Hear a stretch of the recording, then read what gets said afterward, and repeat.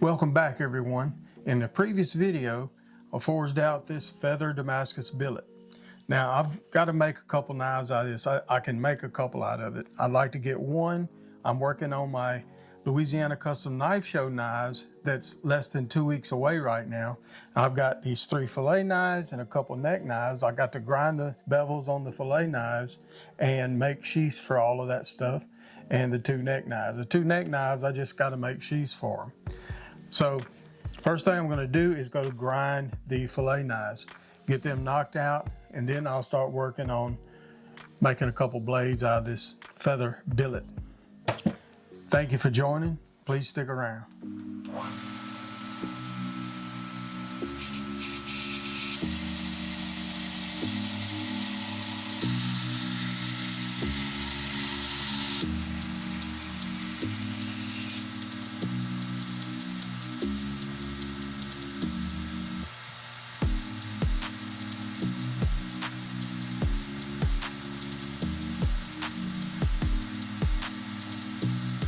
All right, I want to stop a second and explain what I'm going to do next. I established the initial bevel. You know, I established my plunge lines down to my centers with a steep bevel. Then I ground my primary bevel with a 50 grit belt. You use a 36 or whatever. I like to use around a 50 on these thin blades. And I go ahead and establish my primary bevel pretty close to where it's going to end. I'm going to go all the way to the top of the spine, but not out of the spine. That doesn't look good.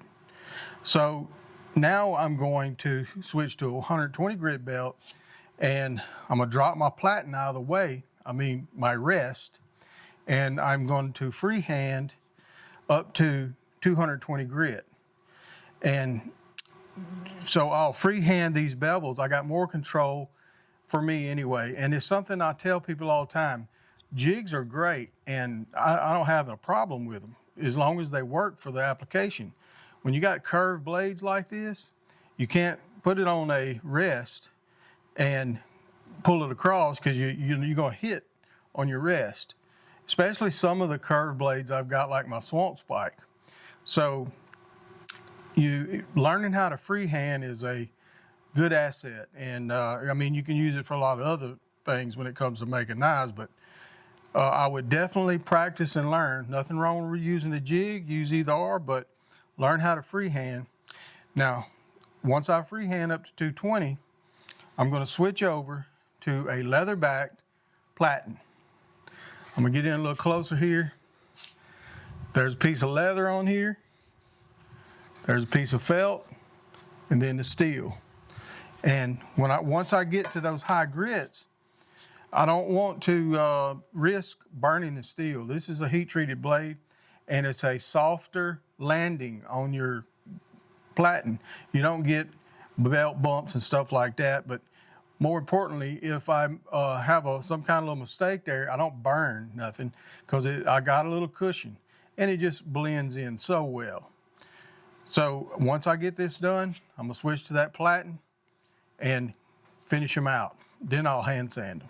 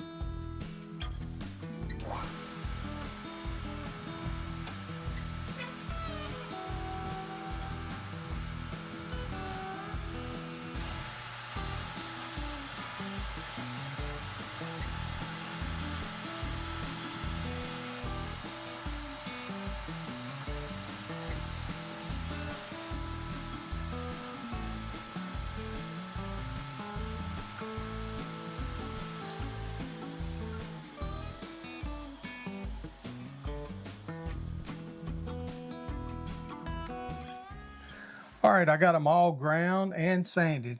I'll show you some close-ups here, but I've got a lot left to do, so you'll get to see some shots of them here. But now what I want to do is etch the logos. I think what I'm going to do is, these are going to all be etched for a forced type patina, and I may stone wash them. We'll see what they look like, because these are high carbon.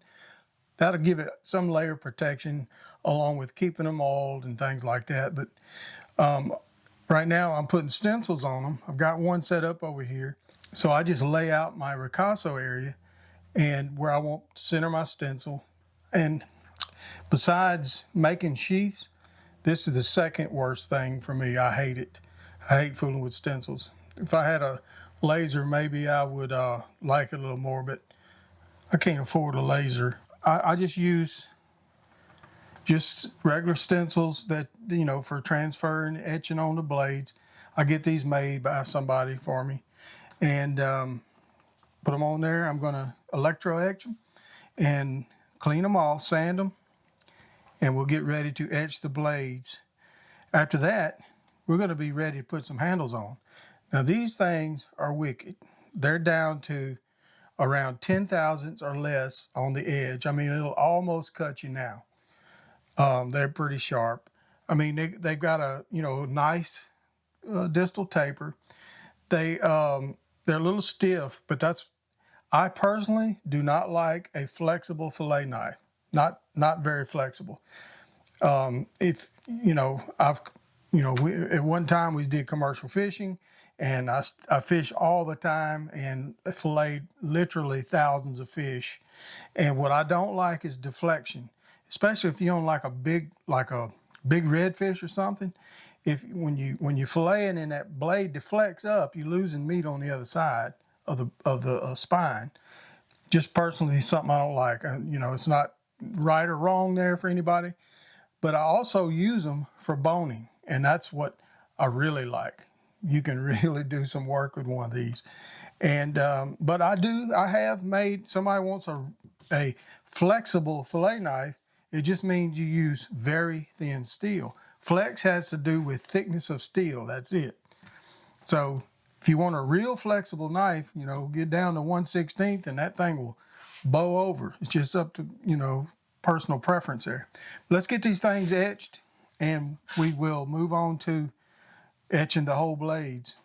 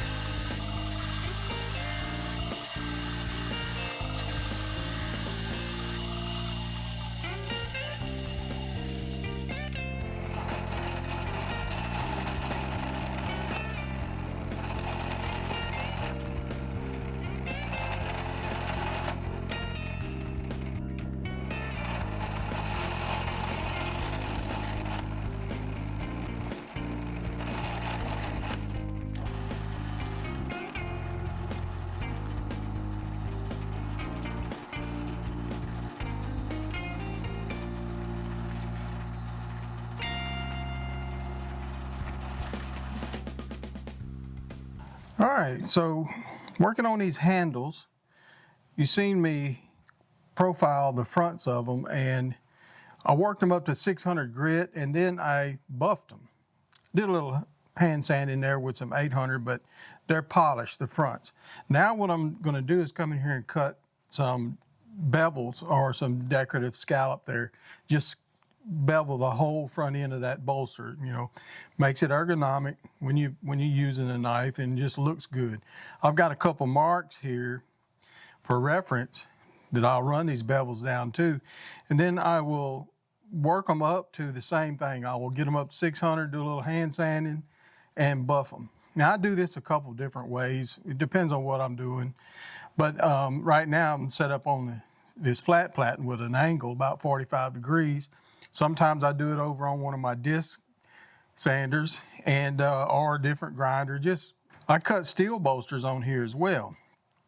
So right now I'm just gonna come in here, follow that reference line, get them cut, and work on the next phase.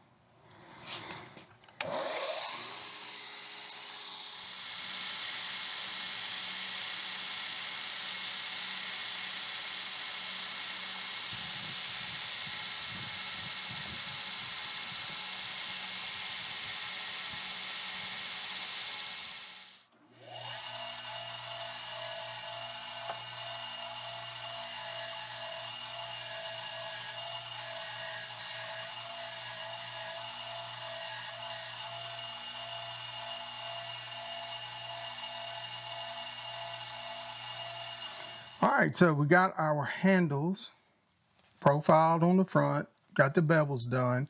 A lot of this is going to go away when I start contouring the handles, but this is finished and polished, so you won't be able to get to that once they're glued on. And now it's ready to glue on. We're going to do our glue up.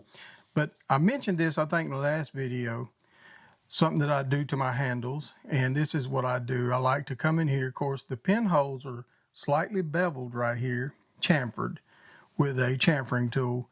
And then I come in here and drill right down to the micarta, these divots in there, and gives it extra holding power.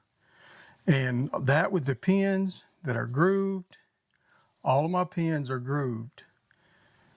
And when you get that in there, get that epoxy in there, she's not going to go anywhere.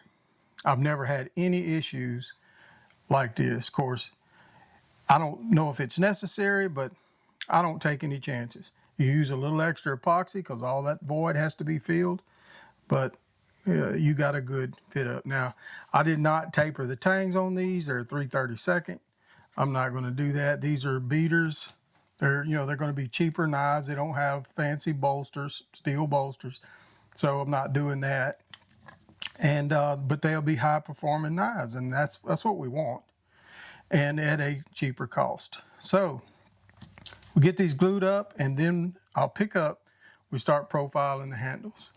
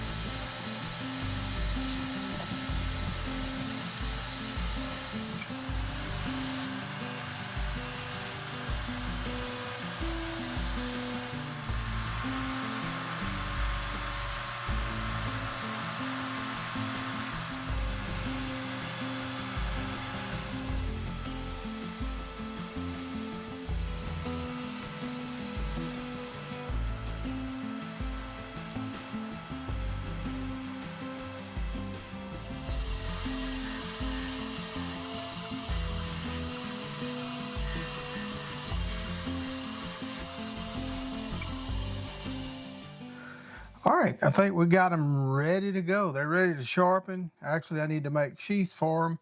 I'm going to be making Kydex sheaths for them, but they're nothing fancy, just simple but effective. I'll have some better shots of them here at the end of the video, but I really think they're going to make good knives. I can't wait to sharpen them. I'm doing a little testing. That's really what I'm looking forward to. This is the new ProCut, so I want to do some playing around with these blades, or at least one of them. And I've got the neck knives, sheaths to make. Put lanyards on them. They go right here on your neck, coming out of a Kydex sheath. And I didn't even get to fool with this feather bar. I got to do that as well. I got to really get after it if I'm going to have one of those feather blades ready for the show. But I'm out of time on this one. I got to get a video up. I'm already late. So I want to thank you for watching. I want to thank my patrons. We'll have another video out next week, and we'll see you on the next one.